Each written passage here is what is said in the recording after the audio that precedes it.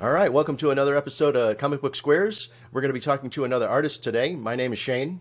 I'm Paul. I'm Ben. And I'm Mike. Let's get this show started.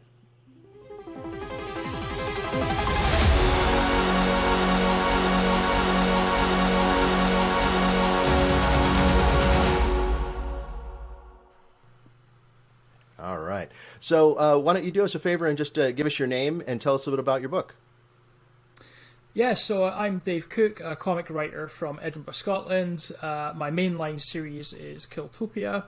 It's a cyberpunk series set in future Japan, and it's about bounty hunters who hunt rogue mechs for cash money and fame. That's the kind of elevator pitch. Yeah. I love it. Yeah, I mean, it's a beautiful piece. I mean, the artwork is just really, really cool. I love it, and the story is amazing. So, congrats on putting that together. It's beautiful stuff. Yeah. Thank you. Yeah, super solid story. I felt like, and we were talking to another artist or another writer the other day, but about like cinematography, if you will, in comics, and I really felt like each of them had their own cinematic style too, like Killtopia, or BPM's, frenetic video game style and stuff like that. So, yeah, it was awesome. So speaking of, you have these few books out. How did you get even started in doing comic books? Because we also saw you had a video game book. So what came first? Was the video game book? Like, I'm going to try to do comics now, or was that just a part of it? Yeah, it's been quite a funny career trajectory for me. Back around 2010, I was a games journalist. I did it full time as a job. It's what I wanted to do when I was in high school, right? So I thought, hey, I want to play games and write about them. Me being quite naive, I thought that's what the job was. It's not that easy. Who knew? Yeah. But I thought I was doing a lot of news reportage, right? So it was quite short form, not a long shelf life. So I thought, I want to write something that's gonna last a bit longer. And I thought, hey, I'm gonna write a novel. Just out of nowhere, I thought I'm gonna try and do it. Right? I'm a good writer. I can do it. It was terrible. Never saw the light of day. One of my biggest problem at the time, 2010-ish, right, was I wasn't very good at describing places or feelings, or how the atmosphere of a location, or how a person's kind of demeanor was. These really important things, that are important to film and stuff, right? And I thought, okay, so I can't explain it. I'm going to see if I can get someone to draw it. And I'm going to make it a comic. There you go. I scrapped that novel though. I did a completely different thing for my first comic. And then it just kind of took off from there. My very first comic was on Kickstarter. It was successful. I took it to some comic cons, and then people started saying, hey, so what comics are you going to work on next? And I was like, I can do more, right? Because for me, it was always just a try it and see. It was like, can I do this once? And but then I thought, okay, maybe there's something in this. And then, here we are so many years later, right? It's funny how things work out. Yeah. So great. Dave, was your first comic bust? Was that your first one? Yeah, correct. Yeah, that was my first. Because I think that was that 3 issues or 3 issues. We're almost done with the 4th one. It's actually a 5-part series, but it's taken because Killtopia kind of blew up in a way I didn't expect. So I've kind of had to just focus my headspace on that, But yeah, the fourth one's almost done. I think we've got literally 2 pages left to do. Then wow. And then the 5th one, and then that'll be that. But I feel quite bad for making all the fans of it wait for so long. But they've been very patient. I mean, and kind if about George it, R. Martin can make people wait for 10 years for a friggin' book, you can make them wait a few. That's right. So, totally. So Dave, so that's interesting though that you mentioned that, because that Bust series was your first, and then what led you to Killtopia? As far as it sounds like it kind of hit just midstream with some of your other projects. What did that look like? I kind of, Bust is like a survival horror kind of thing, right? Post-apocalyptic, kind of thing. Yeah. My second series, Vessels, which is still not finished yet either, is like dark fantasy. And I thought, hey, I want to just try and tick off all the key genres, right? So I thought, okay, futuristic. What am I going to do? And I thought, the comic that got me into comics was Transmetropolitan. Yeah. It's kind of a shame with what has happened with Warren Ellis over the last few years. It's kind of disappointing to see that, but agreed. I can't deny that was the one that got me into books, right? So I thought, okay, I want to do something that's kind of futuristic, not like science fantasy, right? Not like completely out there, but something that's also quite satirical in a way that Transmetropolitan was, because it was all about politics and government and culture. And I thought, I want to do something like that. So I was thinking, okay, what's happening right now in my country, that I can sort of draw inspiration from. And, over here in Scotland, our healthcare system is paid for, right? We don't pay for anything. We don't need, you can have health insurance, but you don't need it to get treated, right? So, but at the time, the government at the time, but they're still our government now, are trying to sell it off to whoever the highest bidder is, and it's going to eventually bring in that sort of American style system. Wow. And a lot of people at the time were like, I can't afford that. Because we're not set up in the same way you guys are, right? We just don't have that infrastructure yet. So it's like, if it, day one, if it all changed and I broke my arm, I couldn't afford to get it fixed, right? It's nuts. So I thought, okay, healthcare inequality. And that's really where Killtopia came from, because in Killtopia, you've got the rot, you've got people risking their life to compete in Killtopia for money, to get their medication. That really was the sort of the seed that sort of expanded it all from there. And then from that point, I mean, you guys all know this, like when you get one of those ideas, everything else just starts rolling off the back of it, right? And it just sort of came from there. And so it's very much, I've seen the comic referred to in reviews as like very British and satirical and dry humor, and I like to think that is kind of what I was going for. So kind of a commentary. But I want it to be futuristic and cyberpunk, but not like not too Blade Runner-y, like kind of like noir. Like I didn't want it to be kind of like neon, but mostly kind of dark and murky. I wanted it to be vibrant and over the top and kind of representative of like hype culture now, like influencers and like follower, Twitter and stuff like that. I just so I wanted to make it relatable so people could see something in it that related to them. So that's kind of where it came from. Yeah, that's great, Dave. When I looked at it, I kind of see the Blade Runner influence, but again, you kind of got that cyberpunk kind of like new wave type of appearance to it. It was really great.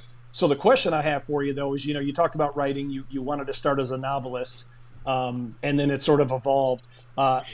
So I guess my question is, did you dabble in art at all yourself, or did you draw in folks that you knew, or how did you get connected with your artists, and how did that collaboration work?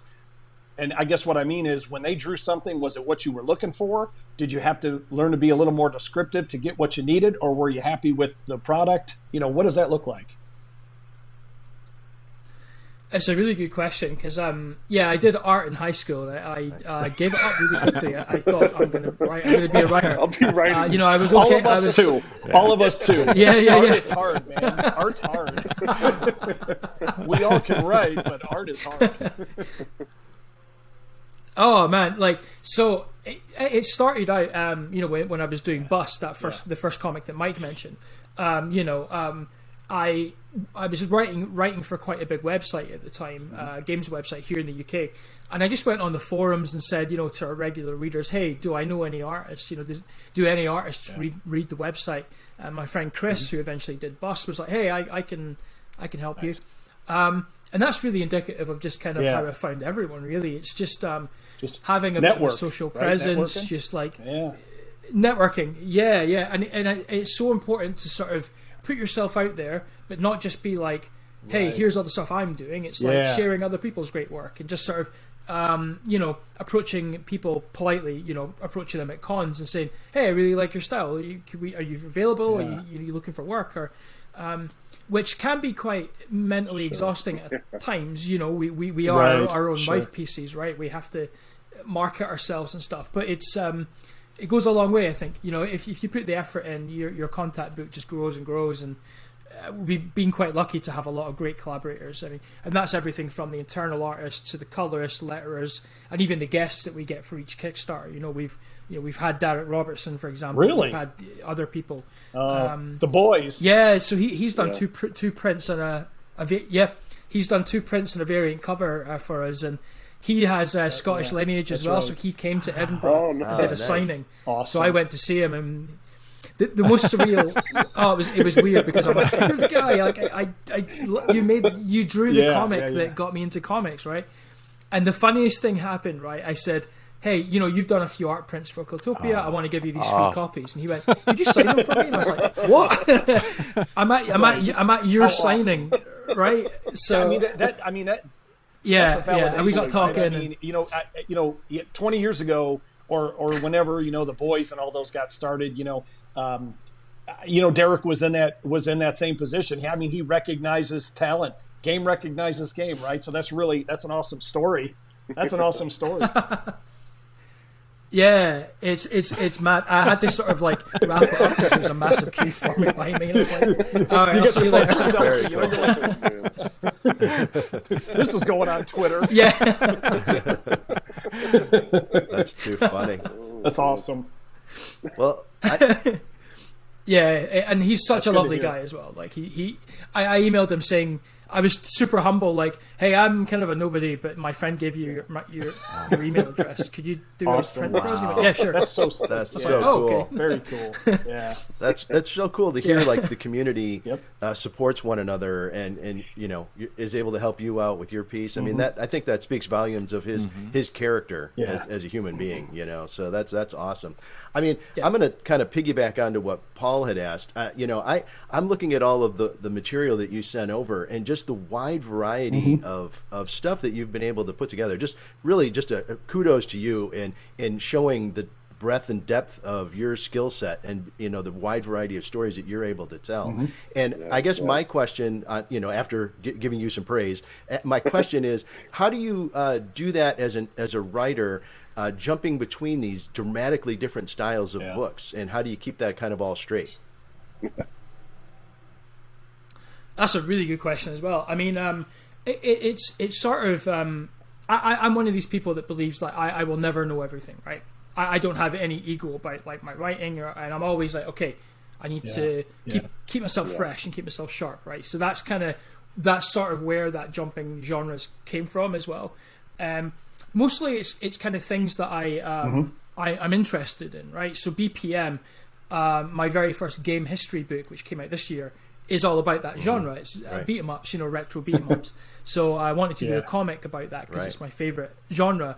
Deadliner, for example, is horror. It's a very different writing style. That was quite difficult actually for me to sort of at first, get into that sort of groove with it. But it was largely inspired by not just my own issues with like headspace and mental health, because making comics is expensive and stressful. Like we glamorize it quite a lot, but I mean behind all that sort of veneer and at Comic Con tables, like, hey, come and buy my book. It's hard work, So I wanted to tap into that, but also tap into stories that I'd heard. So it was like, you get a beer after the con and people are like, they open up. They're like, oh, this is getting really difficult, or I'm stuck on this book. And I wanted to just sort of show, hey, we find it quite difficult.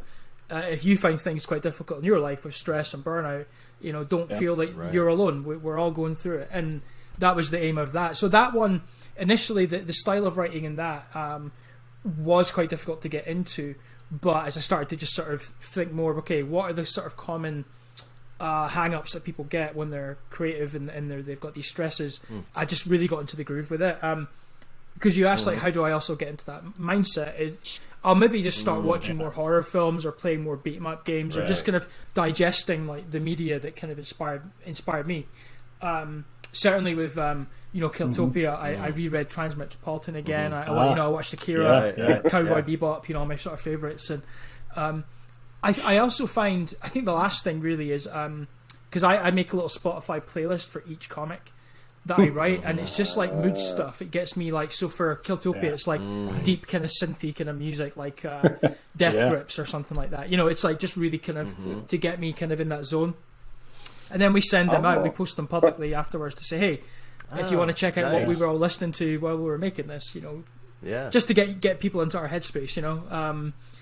So yeah, it's just digesting other media, and this is what I say to people a lot is they ask me, you know, what comics do you read to that inspire your comics, your own comics, and I'm like, well, I don't tend to read a lot of comics when I'm writing my own because I find like I might start to be influenced too much, you know, start to. Makes sense. For me, it's video games, though. Wow. Yeah, for me, it's video games. Like, Sure. I'm a massive gamer. You know, it's sort of where my roots are. So, I'll play video games that are kind of in tune with the kind of thing I'm writing, and that's, yeah. But those are stories too. I mean, those all start with a script. You know, I mean, the more video games have come a long way. It used to be just you know, Pitfall Harry and Donkey Kong, and now they're writing a script. You know, it's I was going to mention. It's funny you mentioned it too, Dave, about the music. I don't know what book I saw it in recently, and it was a more independent book, but someone put a QR code.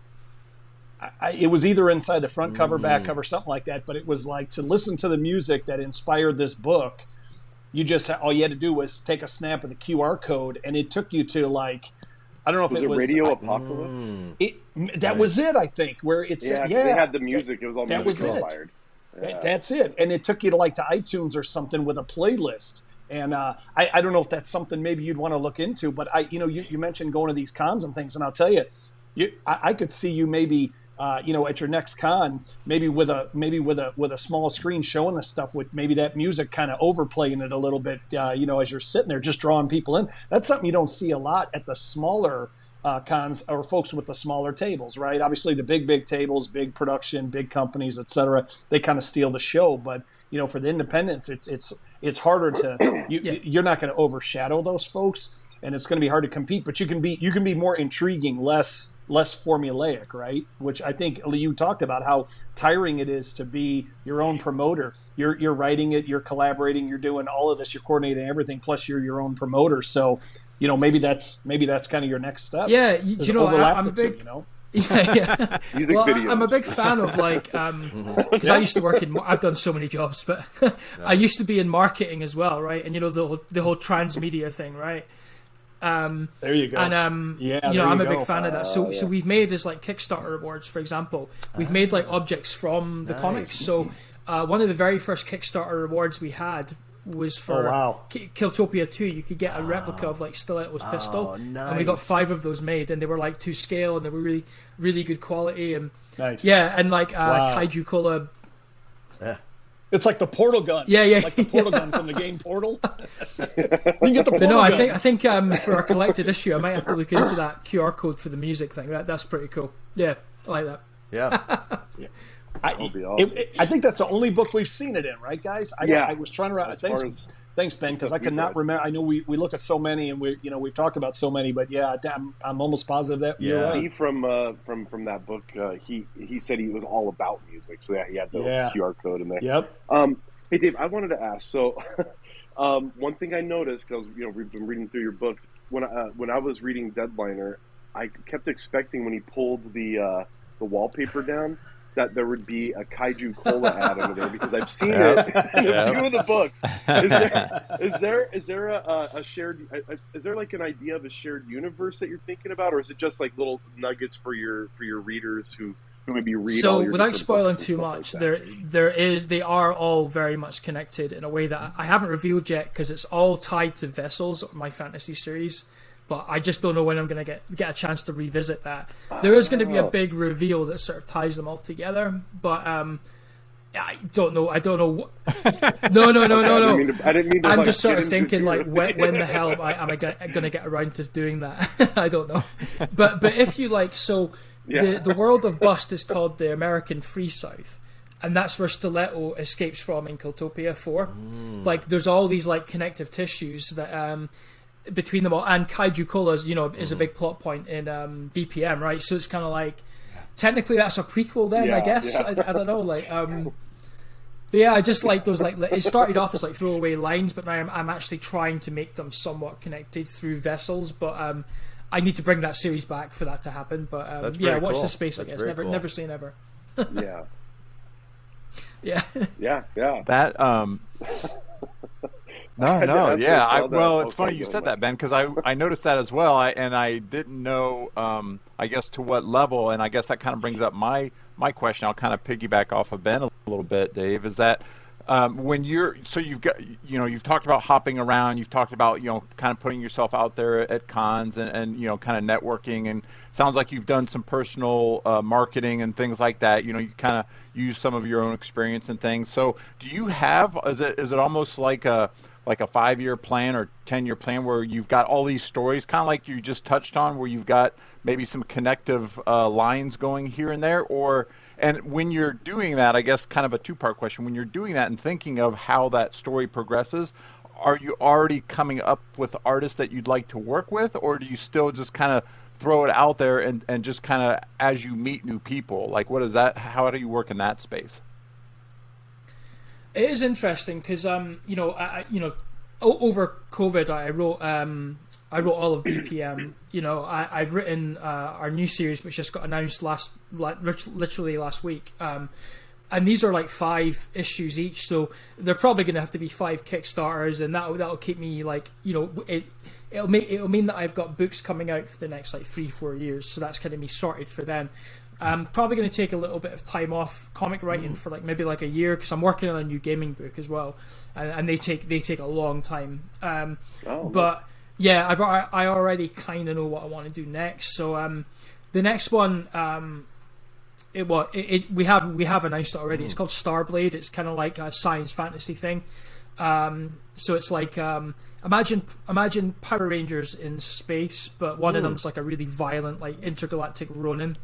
So that's by the same team that did BPM, so that's Team Beach. That's like our little imprint. And then there's a few other things I want to do. I'm thinking of a Killtopia sequel as well, but I tried to finish the first issue of it this year, and I realized it just wasn't quite right. And I think being part of a writer is like knowing when the ideas aren't working and just not being too precious that you can't let them go. And I thought, yeah, I need more time to recharge the tank, because this isn't my best work, and I know I can do better. So I'm probably gonna keep bits of it, but maybe like I said before, I get kind of bored, and I want to try different things and push myself. So it'll be a completely new cast apart from like 1 or 2 characters, like sort of on the side. But I didn't want to just do the same thing again and retread old ground. So it's going to be quite a different thing. It basically focuses on the cops of Neo Tokyo rather than the criminals and the sort of underbelly. So it's now like law enforcement and what happens after Killtopia 5 ends the arc. So I thought, okay, and that's tapping into things like the best comparison I can give you is like Ghost in the Shell standalone complex. I don't know if you've seen that. That's very much like a police unit kind of procedural kind of thing. So I want to try and do something like that in a cyberpunk kind of space. But yeah, to answer your question properly, Mike, I am thinking of like a roadmap, and I'm pretty sure there's a few other things that I probably can't talk about just yet that are different genres still. So I'm always just thinking of new things. Yeah, it's hard to switch it off. Yeah, That's awesome, man. I think that's really amazing. One thing I thought I might want to ask, and this question would be more for the people that watch our show that are interested in doing their own book, because I think the idea for our show is that we want to really promote the idea of independent creators and getting themselves, if they have a story they want to tell. Just from the very beginning, you had talked about, you started writing a novel and then you moved into comic books. I guess any advice that you could give somebody who's thinking about doing their own thing, how you got started, and what advice, and now that you've been doing it for a while, you could give them that it's always easier to look back on not after you've been doing it for a while, easier to go, well, yeah, if I would have known 5 years ago what I know now, I would have done it this way. Anything you could give to people that are watching the show that might be interested. Yeah, that's another. I mean, these are all great questions. I love them. Thank you. That is a good one, and I actually. I tell this anecdote a lot, but I'll put a spin on it because you asked the question in kind of a different way, right? So I always get asked at Comic Cons, how do you get into this, right? So someone who has like, they're a writer, they have like an idea for something, but they don't quite know how to just get it started.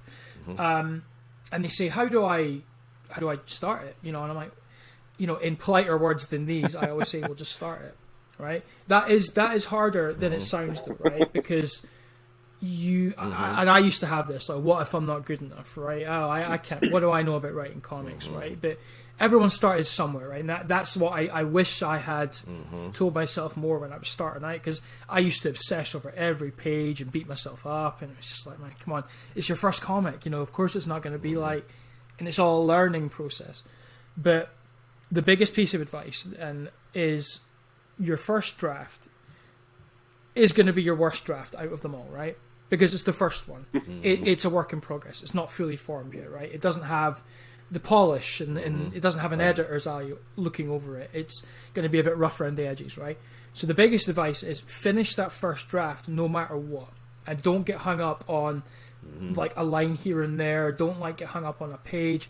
Finish it as like a complete thing, then chip away at it, refine it, right? And get down to the gold, right? And that's what... I still struggle with that sometimes, because I just want to, I get hung up on like, oh, this plot arc within the issue is not quite working. I'm just going to start over, and I am really bad for starting over, like scrapping the whole thing, keeping some bits up here, right, for the next iteration. But now I try not to do that as much, because you might lose something later on, might fit over here or fit there, and it's just get that first draft done, and then you can sweat the small stuff. I'd say that's the biggest piece of advice I can give, followed by talk to people, go to cons, get out there on Twitter, because it's a community, and certainly here in the UK we're all very supportive. We share each other's Kickstarters, we back each other's Kickstarters, we see each other at cons all the time. I mean, I'm going to London next month for the big con there, and I guarantee even if I didn't make plans, I'm still going to know like loads of people there, because it's a big what's the expression? It's a big circuit, but it's quite a small pond, right? There's loads of people in the UK doing comics, but you do enough of these shows, you start to recognize people, and you become friends over beers afterwards. And we go to these cons, and don't be afraid to say, hey, can you give me some pointers, or even could you have a look at like my little test script, or can I send you like my little sample, or I mean, that's what I did with Bust. I went to my very first Comic Con as just as a fan, and I had my iPad with like the first 5 pages of Bust, and I was that guy. Hey, could you just really like worried? But everyone was like, oh yeah, this is cool. Yeah. Maybe you might want to like make less words per bubble, maybe finesse it a bit, keep it more kind of succinct. And that was great, and I got business cards and contacts, and many of these people I still see at cons now, so it's like a bit on the other side of the table now, right? And it can be intimidating to get out there and be that guy who's like, oh hey, I'm taking up your time, I want, can I talk to you? Just do it. As my dad always says, right, if you don't ask, you don't get. It's the best advice I can give. So sure. Yeah. Awesome. What's that? How's that expression? You miss 100% of the shots you don't take. Yeah, exactly. Yeah. You just gotta go for it, right? That's the main thing. And very cool. I love that. When you were talking about that, Dave, I think that brought up another term to me, which you hear, analysis paralysis, right? Where you're analyzing your own work, and you take that perfectionism and you hang on to that so much that it paralyzes you. And like you said, just getting that first draft done is the hardest, sometimes biggest step, because some people never actually complete that and continue on. And so that, I mean, great advice. Yeah, and you have to think of like how many stories are going on are out there that never got committed to paper, right? That never got started because of that trepidation and that kind of like, oh, I can't do this, analysis paralysis. I'm gonna have to remember that one. That's good. I mean, if the folks behind Sharknado had the gall to say like, this is an awesome story, I'm going to do it and get it out there, then everybody should yes. And kept going, not just one, not two, not three. Right. Very cool. I see those kind of things like on Amazon. There was a movie called Velocipaster about this priest who like turns into a dinosaur. Velocipaster. Like, don't no ripping on Velocipaster. That is a masterpiece. It is. Yeah, Dave, if you got some free time, check out Velocipaster. It is It's something. I'm going to have to on title alone, right? Bloody hell. Oh my god! I mean, yeah, about a pastor who turns into a velociraptor. I mean, how can you not love that piece? And somebody started that and finished it. So kudos to them. Exactly. Yes. Right? Well, listen, man. I mean, this was just an absolute pleasure getting to know you and hear about your work. It's just beautiful stuff. I hope people that are watching this show check out your stuff. It's amazing. So thanks for coming on. We'll have the links in the show notes. Everybody listening and watching, check the description, check the show notes. We'll have all the links off to Dave's work, so you can pick that up. All right. Well, that was just a ton of fun getting the chance to meet Dave. Please hit that like, subscribe, and notification bell so we can keep bringing you content like this. And we'll see you on the next one.